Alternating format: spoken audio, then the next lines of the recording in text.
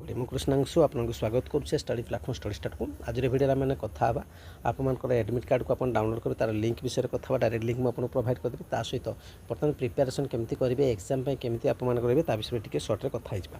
ପ୍ରଥମ କଥା ଯେ ମୁଁ ଆଜି ଆପଣଙ୍କୁ ଗୋଟେ ଭିଡ଼ିଓ କରିଥିଲି, କହିଥିଲି ବାରମ୍ବାର ଭିଡ଼ିଓ ଦେଖିକି ଟାଇମ୍ ୱେଷ୍ଟ କରନ୍ତୁନି। ଆଡମିଟ୍ କାର୍ଡ଼ କେତେବେଳେ ଆସିବ, କାରଣ ଏକ୍ଜାମ୍ ଯଦି 22 ତାରିଖ ଦିଆଯାଇଛି ତାକୁ ଟାର୍ଗେଟ୍ କରିକି ପଢ଼ନ୍ତୁ। ତେବେ ଆପଣଙ୍କର ଏକ୍ଜାମ୍ ଡେଟ୍ ପଳେଇ ଆସିଲା, ଲିଙ୍କ୍ ମୁଁ ଟେଲିଗ୍ରାମ୍ ଚ୍ୟାନେଲ୍ ପକାଇଦେବି, କିନ୍ତୁ ପ୍ରିପାରେସନ୍ ଠିକ୍ସେ କରିବା ଦରକାର।